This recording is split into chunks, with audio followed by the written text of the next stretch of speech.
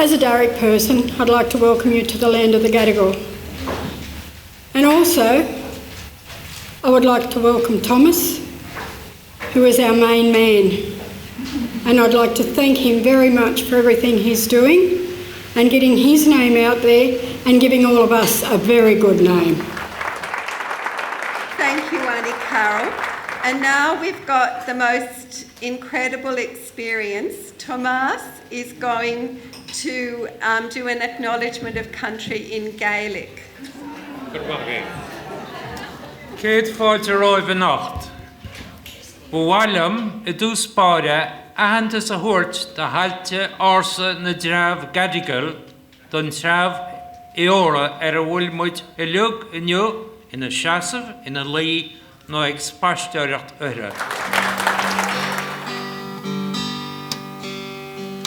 Nalawa Midiga Gurang Barak Didrigo Yana Janui Bubu Nangami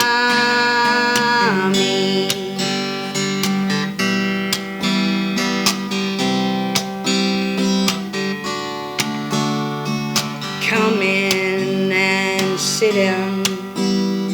A good friend's happy to see you. Thank you for walking with me and strengthening my dreaming.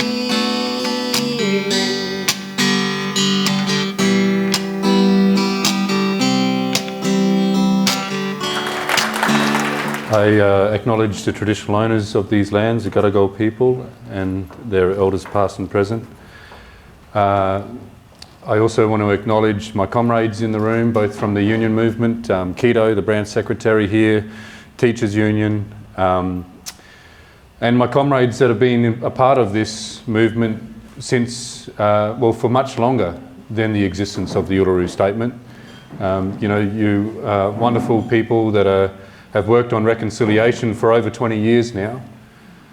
And this work that you have done really is changing the nation. You can feel it. You know, you can feel it in this campaign. You can feel it when you're going around singing songs or doing welcomes, and that people are ready because of the work that you guys have done. And so I think that the theme of reconciliation this year really says it, because it's more than a word. And for me, that means it gives us the opportunity to really express our frustration, right? This is more than a word.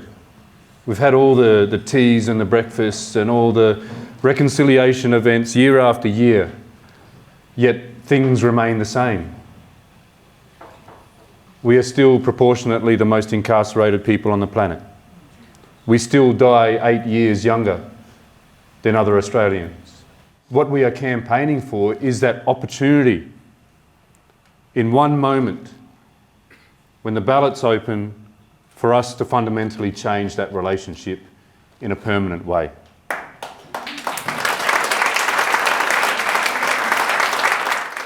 But you see, the Peace Prize, the Uluru Statement, it's such a collective thing. You can see all the names around the statement itself there, the statements in the middle.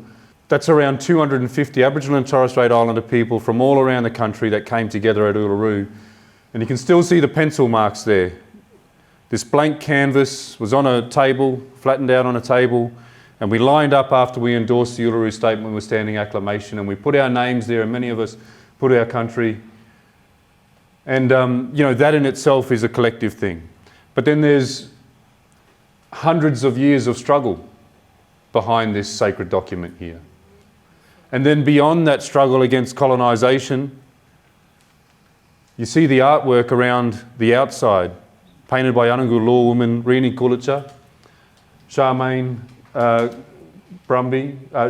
Kulucha, Christine Brumby and Happy Reid, goes back even further. And the story that is painted there, what that symbolises is, as Rini described it to me in the book, it's the families that came from the north, east, south and west, these song lines, and meeting in the middle where Uluru, would be printed and where the Uluru Statement is. And so that's what this symbolises, and it gives us great power to achieve this. So thank you, everybody. I hope you enjoy the rest of the night. Yeah. Out here nothing changes, not in a hurry anyway.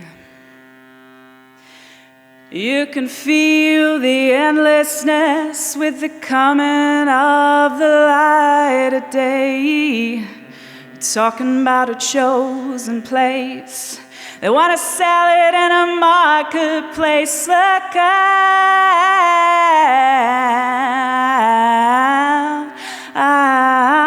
just a minute now.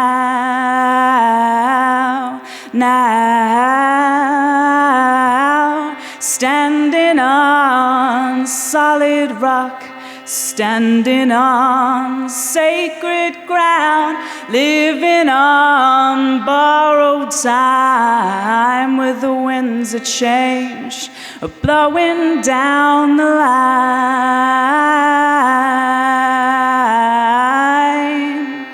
blowing down the line.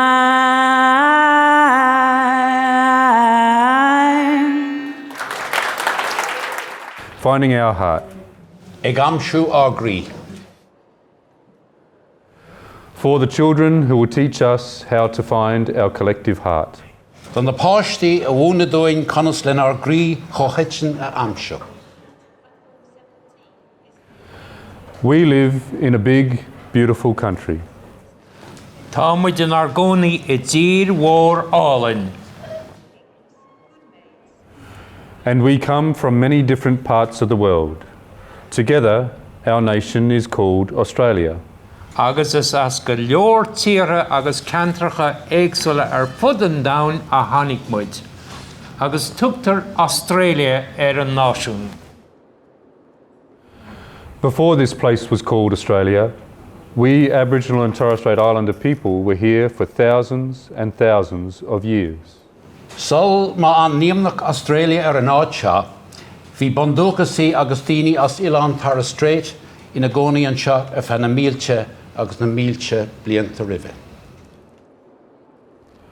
We cared for our country, the plants and the animals.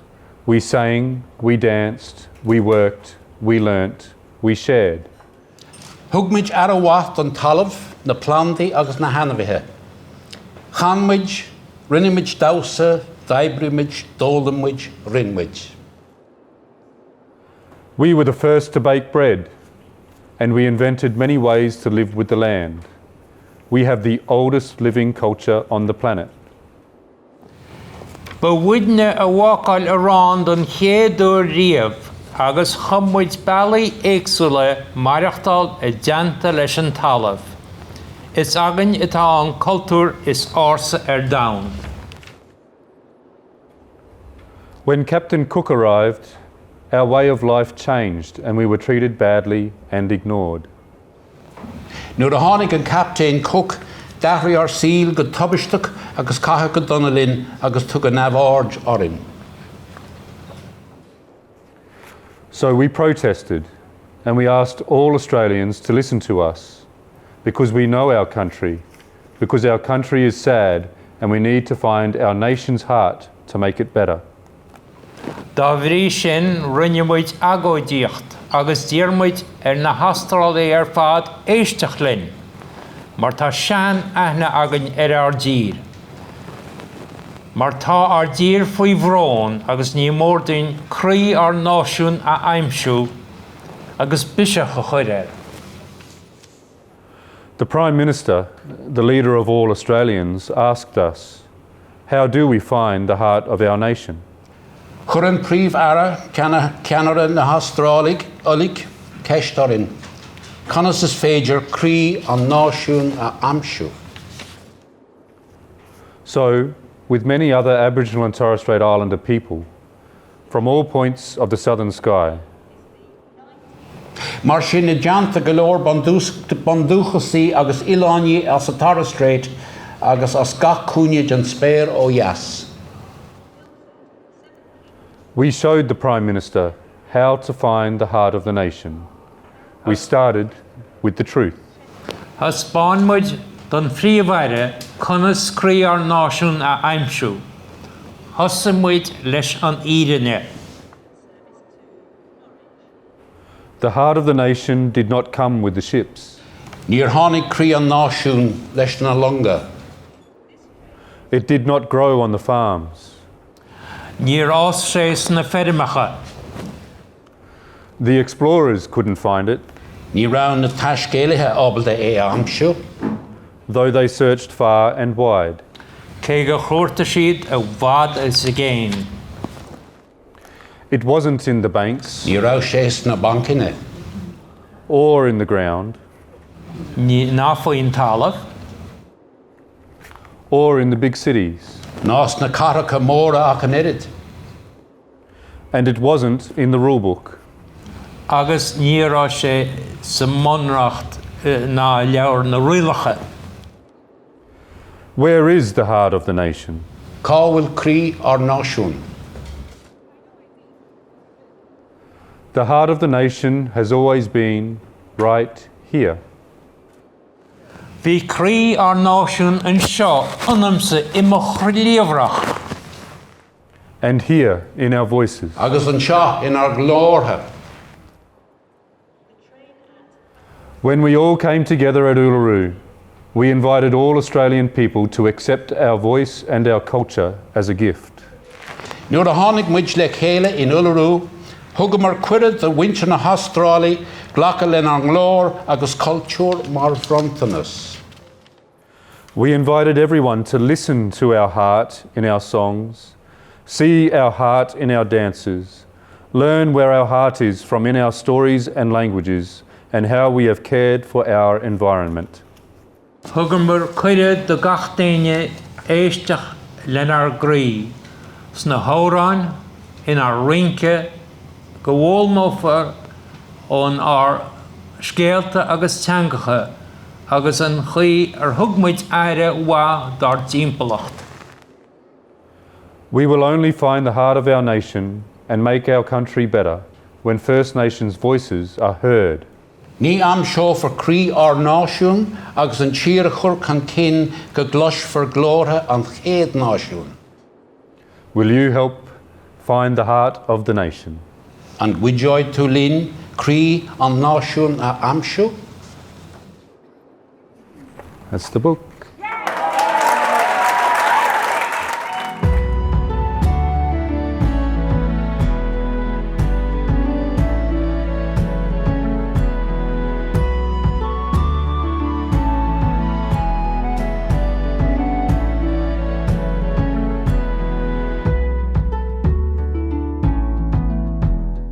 I loved it. A really special event. Wonderful to see our language lent this evening to a really important story, a story that shares with the next generation of young Australians, young Aboriginal people, young Irish people, the value and the significance and the importance of the Statement from the Heart. That for me was the really special thing about this evening, to see our language that we're so proud of lent to such an important cause. It was a fantastic evening. It was just wonderful to be, and incredibly powerful to be, see this transformation of space and place. Aboriginal and Torres Strait Islander aspirations transformed, translated by lyrical Gaelic upon a space which was invaded by the British on Gadigal land. It was just fantastic. An amazing spirit, well done to the organisers, and acknowledgements to all the signatories of the Uluru Statement of the Heart.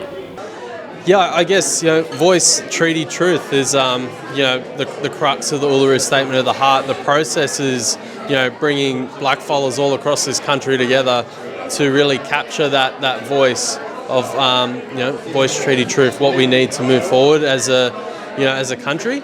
I think they've been suppressed for so terribly long. I think we whites are privileged, and a little bit like the Irish and the English. I mean, the English took control of Ireland for so long, and of course there was a lot of resentment from Irish people, and so they were in some ways, the Irish people were displaced people as well.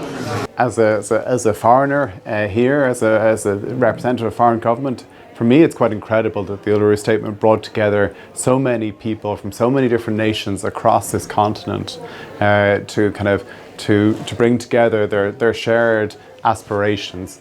I think that's for me the most significant thing about the statement, and very well deserved then that it received the Sydney Peace Prize yesterday. That's why I had to sing in language, so the language of the country was actually heard first. Also to sing in generational scars, because this is our true history, and also being a Tobin and a Burke. I couldn't help, there's an Irishman busting to come out. Yeah. How do we embed First Nations voices and truths within our day-to-day in Australia? So, in local government, in all forms of government, in communities, in schools, and in places like the Gaelic Club, how can we embed Indigenous voices? And what we've got on here tonight is, that's what it is really. We're hearing from quite a prolific character in our community, in both our communities, the Gaelic community and the Aboriginal community in Thomas. And by spending time and listening to him and listening to what he has to say and what his messages are, there's calls to actions, I'm sure, that will come from tonight.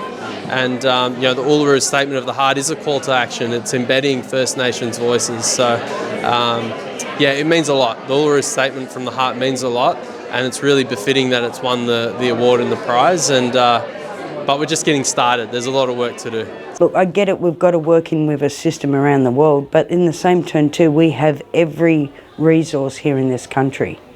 We've got from snow to desert. We can grow any fruit. We have native fruit that if we ate it as Australians, we'd be a way healthier society and we would eat less. And it's time for truth-telling. And I think once our communities, instead of government thinking that our communities are simpletons and can't deal with the truth, it's got to come out, because the boys' club's finishing now. It's gone. There are actions we can take daily that improve our understanding about the history of this land. Land's now called Australia. We can download the Uluru Statement from the Heart and we can read it. We can become familiar with the aspirations of our First Nations peoples. We can print it out and put it stick it up on the wall or pin it to our fridges. Become familiar and become let's join with them in intimate understanding of the words that they've expressed there at our nation's centre. Let those words become our words. Let those words become our aspirations. That's what I think we can do. As I believe as an Aboriginal woman, this was a matriarchal area here in Sydney to the Blue Mountains, and actually a lot of the East Coast was matriarchal. Give it back to the women, because we won't put one in front of the other, because as mothers, which is your first law or grandmother's law, is that we never put one in front of the other, because we birth both. We hold both those X and Y chromosomes. And so if we can actually start to show a new way of lifestyle in Australia without damaging the earth, number one, think of 7 generations to come, number 2, and actually do no harm. We are still proportionately the most incarcerated people on the planet. We still die 8 years younger than other Australians. And so all that work now what we are campaigning for is that opportunity in one moment, when the ballot's open, for us to fundamentally change that relationship in a permanent way.